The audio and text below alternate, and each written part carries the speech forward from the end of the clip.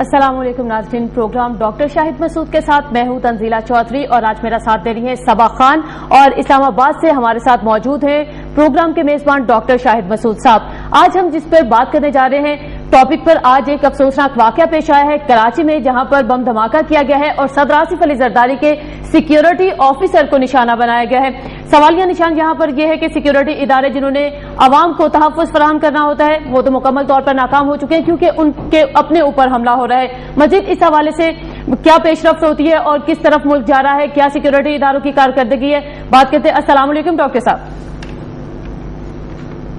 Doctor صاحب فرمائیے گا، آج بڑا افسوسناک واقعہ پیش آیا ہے، صدر آصف علی زرداری کے سیکیورٹی آفیسر کو نشانہ بنا دیا گیا ہے، کیا آپ دیکھ رہے ہیں ملک کے حالات کو؟ ایک تو اوور آل ملک کے جو حالات ہیں، سیکیورٹی کے حالات اور بم دھماکے اور گولیاں، اور خاص طور پہ جو خیبر پختونخوا اور کراچی کے حالات ہیں، بلوچستان کے حالات ہیں اور لاہور میں بھی ہوا، ایک تو عمومی حالات ہیں، لیکن جو آج کراچی میں ہوا ہے وہ ایک بہت ہی میرے خیال سے بہت ہی خطرناک واقعہ ہے۔ بلال شیخ کے بارے میں آپ کو تھوڑا سا بتاؤں کہ 80 کی دہائی میں پیپلز اسٹوڈنٹس فیڈریشن سے وہ وابستہ ہوئے تھے۔ میں ان کا بیک گراؤنڈ آپ کو تھوڑا سا بتاؤں۔ پیپلز اسٹوڈنٹس فیڈریشن سے وابستہ ہوئے تھے اور اس کے بعد یہ پی ایس ایف کے اندر انہوں نے گرو کیا، اسٹوڈنٹ لیڈر بنے اور پھر مختلف عہدوں پہ رہے، پھر یہ جیل بھی چلے گئے، بہت دفعہ جیل گئے باہر آئے، جیل گئے باہر آئے، اور آصف علی زرداری صاحب کے بہت قریب تھے۔ یعنی آصف علی زرداری صاحب کا جو انر سرکل ہے، اگر میں کہوں کہ انر سرکل ہے ان کی سیکیورٹی کا، ایک تو وہ سیکیورٹی ہے جو انہیں فراہم کی گئی ہے ایز صدر، لیکن ایک وہ سیکیورٹی زرداری صاحب کے ساتھ ہوتی ہے ہمیشہ جو ان کے پرانے بااعتماد آپ سمجھ لیں کہ جونیئرز ہیں، جن کے ساتھ وہ پچھلی کئی دہائیوں کئی سالوں سے وہ انٹریکٹ کرتے ہیں۔ بلال شیخ ان میں سے ایک تھے، اور بلال شیخ صاحب جو ہیں ان کی غالباً زرداری صاحب سے 90 کی دہائی کے آغاز میں ہی ان کا رابطہ ہو گیا تھا، اور اس کے بعد مختلف ادوار کم زیادہ اوپر نیچے ہوتے رہے، لیکن بلال شیخ بہت کلوز رہے آصف علی زرداری صاحب کے۔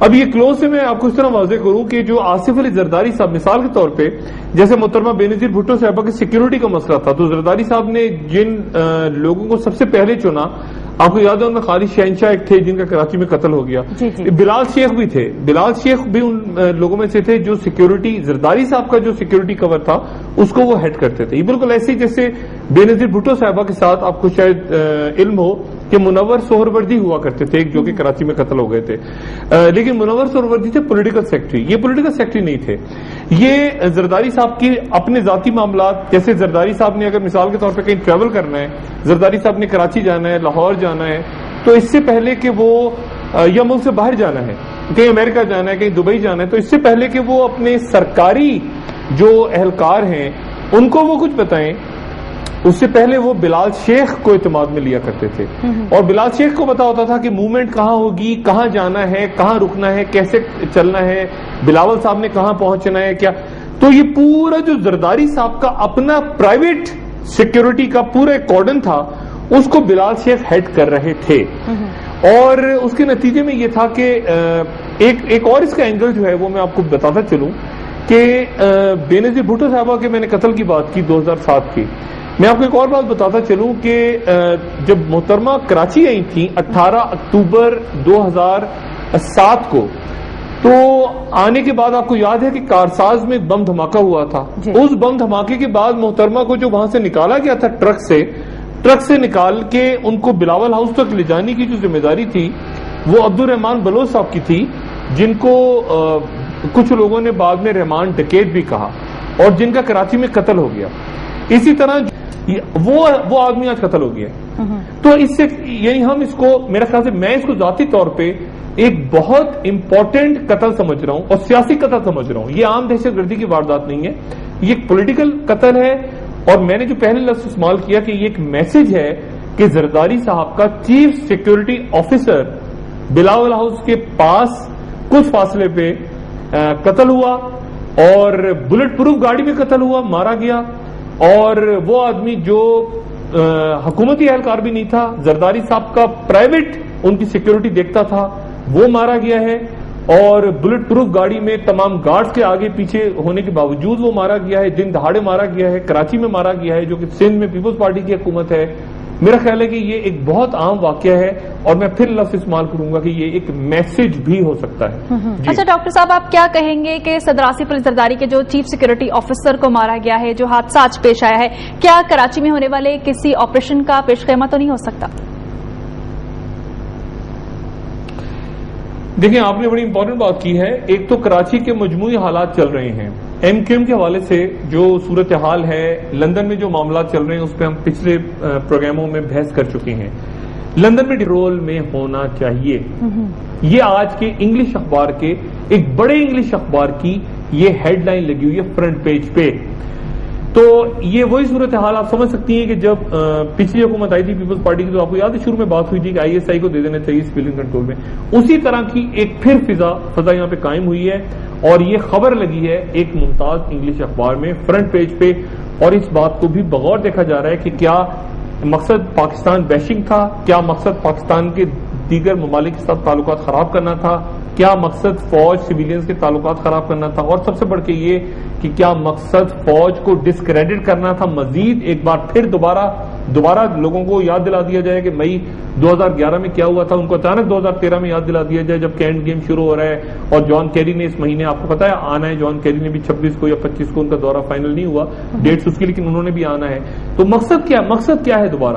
تو مقصد جو ہے اس پہ بات ہو رہی ہے. Washington Post, New York Time, Guardian, Telegraph, عرب دنیا کا سارے دنیا کے اخبارات بھرے ہوئے ہیں اس وقت ایبٹ-آباد کمیشن کی رپورٹ سے.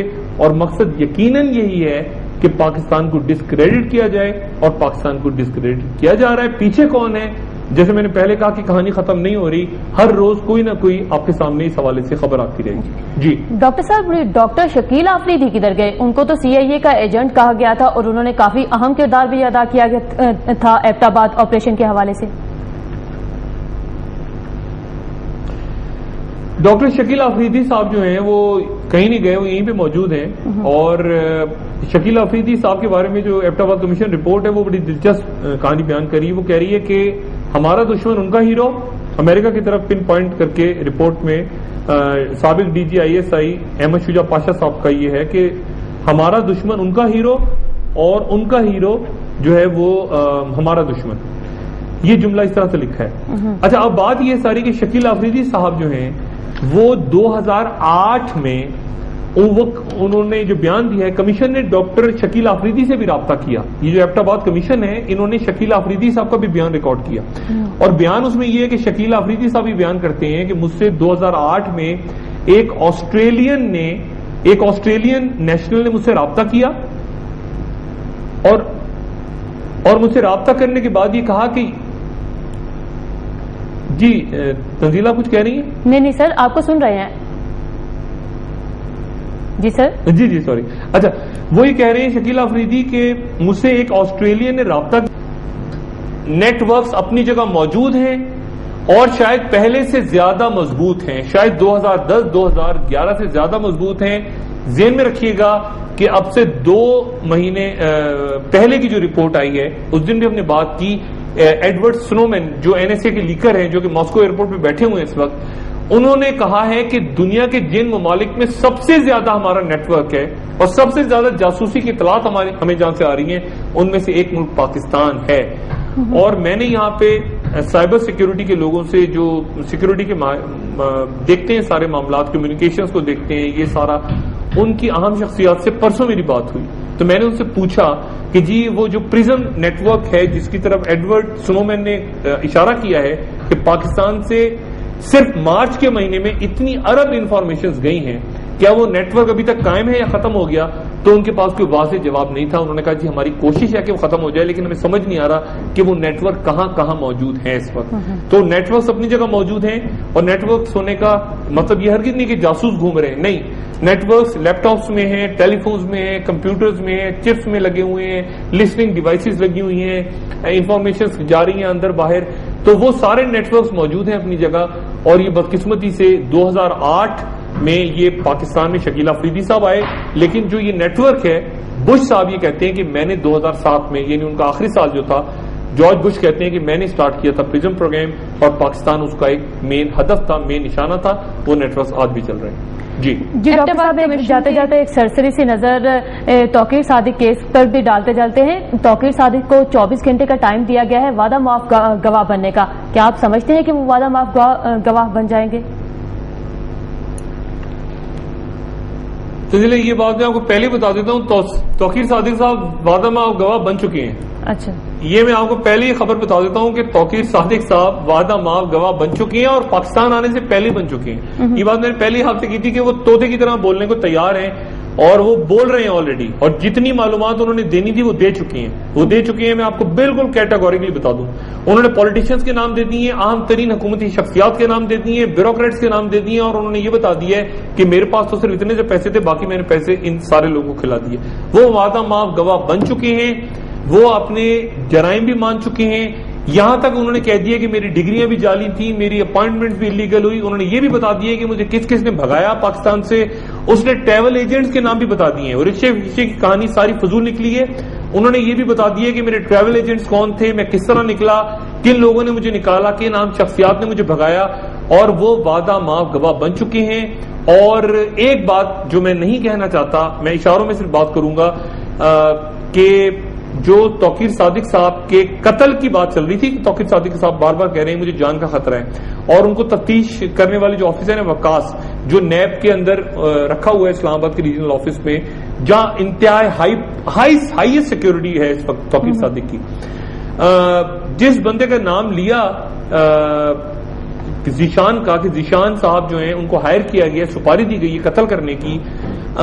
میں جو کراچی میں ہائی پروفائل قتل ہو رہے ہیں اور جو کراچی میں واقعات ہیں, میں ان کو بھی لنک کر رہا ہوں کسی طرح سے توقیر صادق صاحب کے اوپر جو قاتلانہ حملے کی پلاننگ جن لوگوں نے کی تھی. اس سے زیادہ میں فی الحال کچھ نہیں کہنا چاہتا, آگے کسی نشست میں اس کی وضاحت کر دوں گا. لیکن یہ میں ضرور بتاؤں کہ توقیر صادق صاحب آلریڈی وعدہ معاف گواہ بن چکے ہیں, وہ نام بتا چکے ہیں, وہ پیپرز دے چکے ہیں, وہ ریکارڈ بھی کرا چکے ہیں پوری کی پوری سٹیٹمنٹس, اور اپنے جرائم کو بھی اعتراف کر چکے ہیں. اور یہاں تک کہہ چکے ہیں کون سے لوگ آ رہے ہیں, کن وزراء کے نام آ رہے ہیں. ڈگری بھی جعلی تھی. 200 ارب کا کیس ہے یہ, 200 ارب روپے کا. تو 200 ارب کی کرپشن اگر ایک آدمی کرے گا پاکستان میں, تو آپ کا کیا خیال ہے تنزیل, آپ خود سمجھ سکتی ہیں کہ اس 200 ارب میں یہ معاملہ کہاں تک جائے گا. جی وہ کہتے ہیں نا بات نکلے گی تو پھر دور تک جائے گی. یہ میرا خیال ہے کہ بات بہت ہی دور تک جائے گی. اور لیکن ڈاکٹر صاحب میرا خیال ہے ہائیسٹ لیول تک, اب ہائیسٹ لیول کو آپ جو بھی سمجھ لیں, لیکن 200 ارب روپیہ ہے یہ. 200 ارب کوئی مذاق نہیں ہے, 200 ارب روپیہ, 200 بلین روپیز, اس سے زیادہ بھی ہو سکتا ہے. 200 ارب روپیہ. اور یہ بھی مجھے لوگوں نے بتایا کہ توقیر صادق کو پاکستان نہ آنے کے لیے, توقیر صادق کو مروانے کے لیے, توقیر صادق کو روکنے کے لیے کروڑوں اربوں روپے خرچ کیا ہے مختلف شخصیات نے. اس کے باوجود وہ یہاں آ گئے. یہ ساری کہانی بس کھلنے کو ہی ہے. توقیر صادق اب جیسے آ گیا, 24 گھنٹے کا ٹائم دیا گیا, 24 گھنٹے کے اندر وہ کہانی بھی آ جائے گی سامنے کہ انہوں نے کیا کیا بیان کر دیا, نام بھی سامنے آ جائیں گے. یہ بھی آ جائے گا کہ ان کو مارنے کی پلاننگ کس نے کی. کراچی بدامنی کیس بھی شروع ہو رہا ہے. بہت سارے ایونٹس ایسے ہیں. تنزیلہ ایک بات میں آپ کو صرف بتا دوں, ایک بات میں صرف آپ کو بتا دوں, اور اس جملے کی وضاحت میں کسی اگلی نشست میں کروں گا. جی جی. اگر کوئی شخص یہ سمجھ رہا ہے کہ اسلام آباد میں سکون ہے سیاسی لیول پہ, تو ایسا نہیں ہے. اسلام آباد میں سرگوشیاں ہو رہی ہیں, اسلام آباد میں گوسپس ہیں, اسلام آباد کے ڈرائنگ رومز میں بہت کچھ ڈسکس ہو رہا ہے. خاموشی نہیں ہے اسلام آباد میں. اسلام آباد اس وقت بے چین ہے, اور اسی لیے آل پارٹی کانفرنس پرسوں ہو رہی ہے, نہیں ہو رہی میں نہیں جانتا. سارے لیڈرز کو اس میں آنا تھا, نہیں آنا, ایک دم سے وہ خاموش ہو گئے. لندن خاموش ہے کراچی کے حوالے سے, ایم کیو ایم کی قیادت کے حوالے سے جو خبریں آ رہی تھی وہ ساری رک گئیں. کراچی میں قتل ہو گیا, لاہور میں واقعہ ہو گیا, چائنا, یہ سارا کچھ توقیر صادق آپ دیکھ رہے ہیں کس طرح پکڑ کے لے کر, کس طرح سے پکڑ کے لے کر آئے ہیں, اور کس طرح سے ٹویٹ کیا گیا ہے توقیر صادق کو. ساتھ ہی ای او بی آئی کے نام, وہ تفتیش شروع ہو گئی, اس میں شخصیات کی, بڑی شخصیات کے نام آنے والے ہیں, ریفرنسز تیار ہو رہے ہیں بینکوں کے.